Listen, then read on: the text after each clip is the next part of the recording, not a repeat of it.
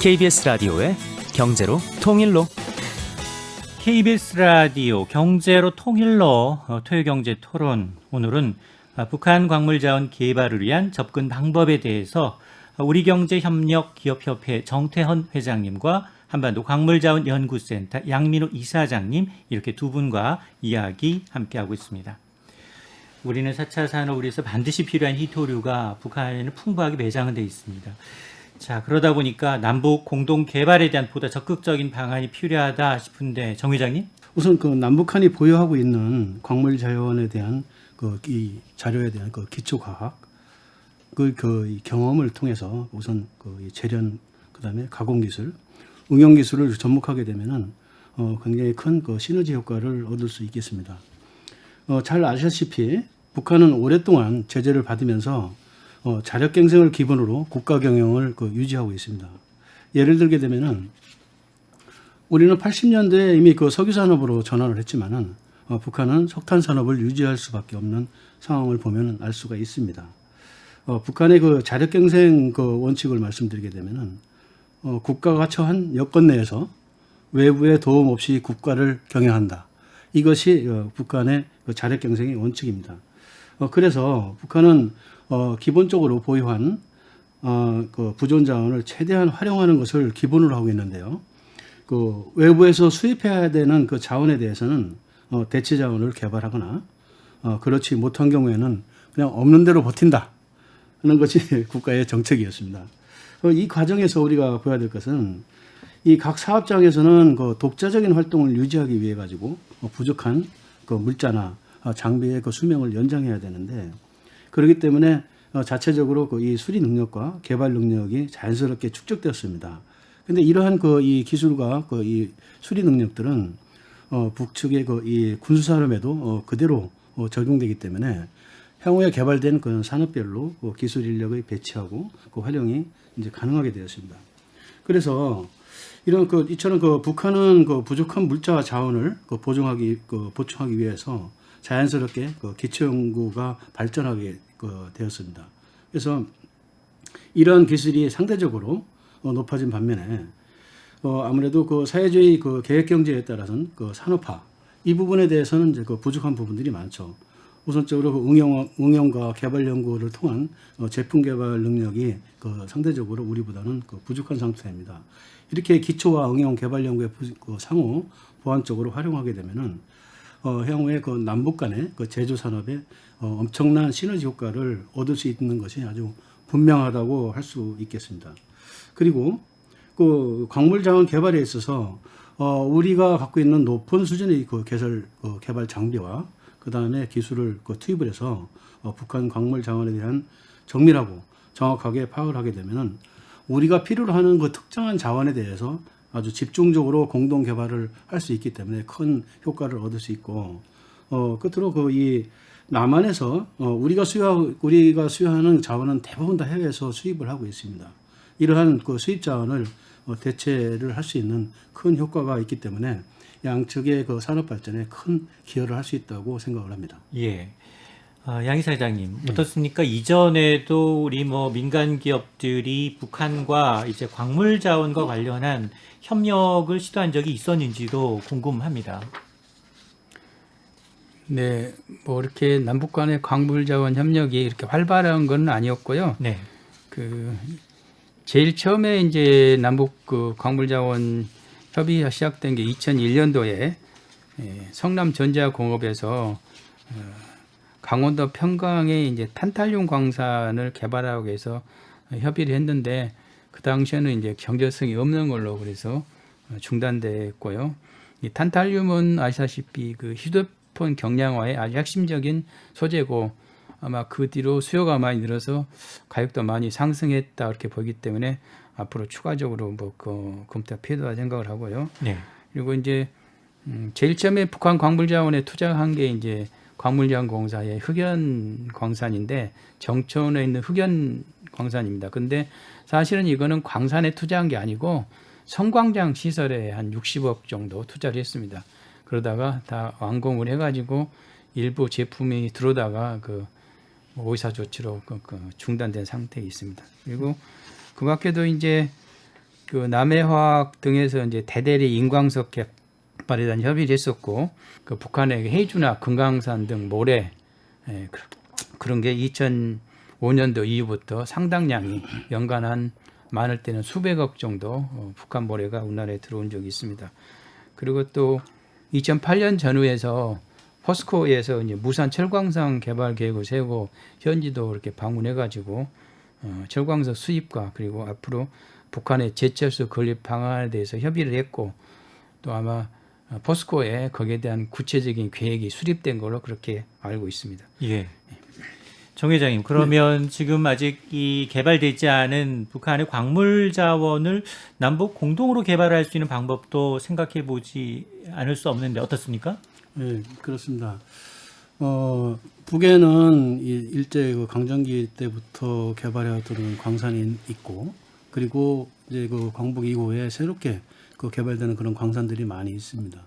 그런데 이제 이 중에서 우리가 좀 중요하다고 생각하는 부분들은, 광물을 그 개발할 때는 선광이라는 그 과정을 거쳐서 금속을 채취를 하는데, 이때는 예전에 이 선광 기술이 부족하다 보니까 광물에 대한 그 함량을 100% 뽑아내지를 못하고 있어요.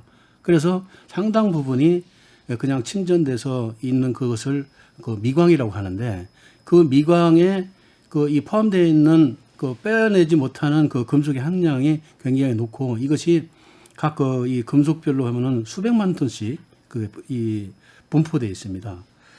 대체 우선 간단히 예를 들게 되면은 함경남도의 장진군에 있는 중석 광산이 있습니다. 우리로 말하면 이제 월프람, 이 텅스텐이라고 하는데요. 여기는 약 500만 톤의 미광이 분포하고 있습니다.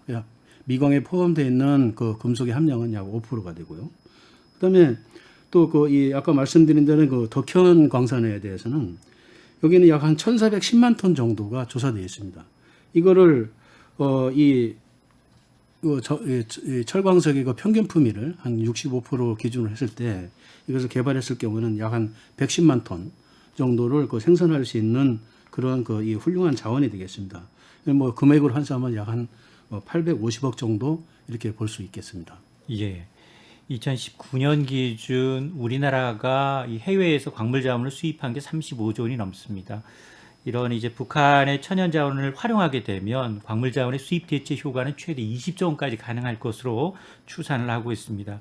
이처럼 남측의 풍부한 기술과 자본, 그리고 북한의 자원과 노동력이 합쳐지면 시너지 효과가 클 것 같은데, 양 이사장님, 구체적인 방안이 세워진 게 있나요? 어떻습니까? 지금 우리나라에서 제일 관심이 많은 가지고 있는 게 마그네사이트 개발 관련되는 것인데요. 아까도 이야기했지만은 단천지구에 이제 마그네사이트 광석을 개발을 해가지고 마그네시아와 내화물 생산을 하게 되면은 이걸 세계에 수출하게 되면 상당히 큰 매출을 얻을 수 있다 이렇게 생각을 합니다.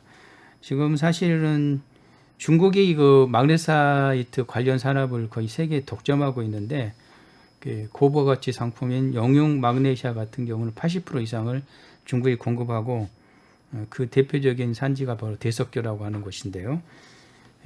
그런데 우리나라에서도 이런 노하우나 기술을 가지고 있기 때문에 단천지구에 이런 공장을 세우게 되면은 큰 효과가 있다 생각을 하는데, 연간 마그네시아 전체 세계 시장 규모를 보면 약 8조 원 이상이 되고, 마그네시아 내화물 세계 시장은 약 10조에서 10여 정도 됩니다. 그러면 지금 현재 중국이 거의 독점하고 있는 그런 시장을 우리가 상당 부분 북한이 차지할 수 있다 그 생각을 하고, 마그네사이트 개발은 우리나라 시장만 볼 거 아니라 세계 시장을 봐야 됩니다. 그렇게 생각하시면 되고, 또 이제 장기적으로는 이제 북한의 종합 제철소를 만들게 되면은 그 제철소에 여러 가지 광물이 많이 들어가기 때문에 예를 들어서 이제 철광석, 무연탄, 석회석, 니켈, 크롬, 망간, 몰리브덴, 규석, 형석, 흑연 등이 다 북한에 나기 때문에 이걸 잘 활용하면 좋은 효과가 있다 그렇게 생각을 합니다. 예. 지금 남북 자원 개발을 위해서는 과연 이제 이 플랫폼을 어떻게 이제 짜야 할 것인가, 이 구상도 궁금합니다. 정 회장님. 네. 모든 분야가 그렇겠지만은 정보를 공유하고 이 공유된 정보를 그 산업의 발전에 활용하는 것이 필요하다고 하겠습니다. 남북 자원 개발에도 마찬가지인데요. 우선 이 남북 간의 경협은 우리 기업들의 새로운 사업 기회이자 혜택이라고 볼 수가 있습니다. 그래서 우선 각 산업별로 특수한 역량이 있는 기업, 특히 신기술과 사업 능력을 보유했지만은 기존 시장의 규제로 인해 가지고 제한적으로 사업을 추진할 수밖에 없었던 우리의 우수한 이 중견 또 중소기업들이 많습니다.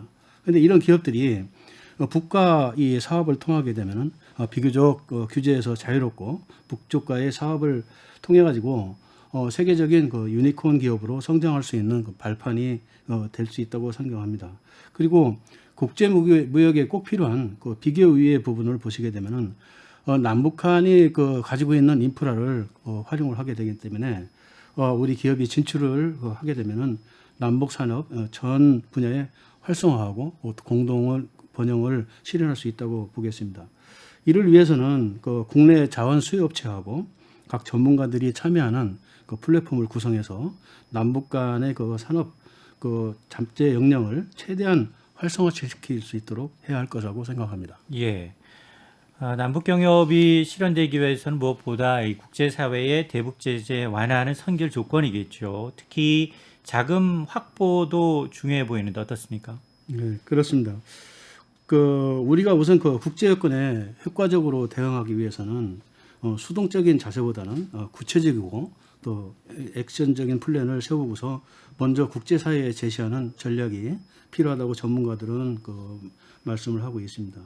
또한 이 개발에 필요한 자금에 대해서는 정부나 금융회사 또 민간 투자자, 건설회사 등이 아주 복잡하게 엮게 되는 구조이기 때문에 여기에 참여하는 각 기업들이나 관계자들이 이 시너지 창출을 할 수 있는 협력 모델의 제시도 아주 중요할 거라고 생각됩니다. 예.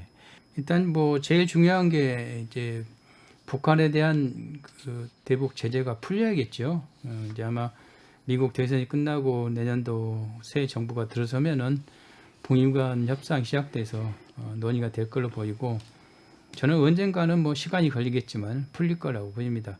지금 대북 제재 때문에 북한 광산물에 대한 모든 수출이 중지되기 때문에 지금 아무것도 할 수 없는 상황이죠. 이것이 풀려야 모든 걸 할 수가 있는데 이게 풀게 되면은 이제 여러 가지 특히 광산의 개발에 필요한 게 사회 간접자본 시설인데 북한은 도로나 철도, 발전소, 항만 시설 등이 아주 열악합니다. 이건 사실 막대한 돈이 필요하게 되는데 그래서 사실 1990년대부터 동북아 개발은행에 대한 논의가 있었습니다. 근데 지금은 그런 논의가 안 되고 있는 상태인데 어쨌든 이것은 우리나라 정부에서 주도적으로 이제 참여해서 정부의 자금을 쓰든가 아니면 해외에 금융 자본을 끌어들여서 여기에 필요한 재원을 조달해야 된다고 생각을 합니다. 그리고 이제 그와 더불어서 이게 남북한 경제에 있어서 여러 가지 법과 제도가 정비돼야 되는데 특히 저는 이제 강조하고 싶은 게 우리나라 민간 기업이 이제 북한에 투자했을 때 만약에 어떤 정치적인 리스크로 손해를 입었을 때 거기에 대한 보상을 하기 위해서 전 투자보험이 그런 제도가 빨리 마련돼야 한다 생각을 합니다. 그래서 이게 남북간에 이렇게 상호 협력을 해서 광산에 대한 조사도 하고 또 이제 우리나라가 가지고 있는 기술 또 금속 가공 기술을 말하는 거죠. 그리고 또 우리나라는 또 전 세계를 대상으로 이제 글로벌 마케팅 그런 이제 힘을 가지고 있습니다. 북한이 광물 개발해서 남한에만 파는 게 아니고 북한 인근 지역이 사실 광물 대소비국들이 다 몰려 있습니다. 중국이 대표적인 거고 한국과 일본도 광물 자원을 아주 많이 사용하고 있는 나라이기 때문에 지리적으로 아주 가깝고 그래서 물면에서 광물 자원 이렇게 판매하는 데 유리하다 그렇게 생각을 합니다. 예. 자, 이 새로운 남북 광물 자원 협력 기반이 이제 잘 조성되길 기대해 보면서 오늘 차례로 마무리 말씀 부탁드립니다. 네, 양 이사장님.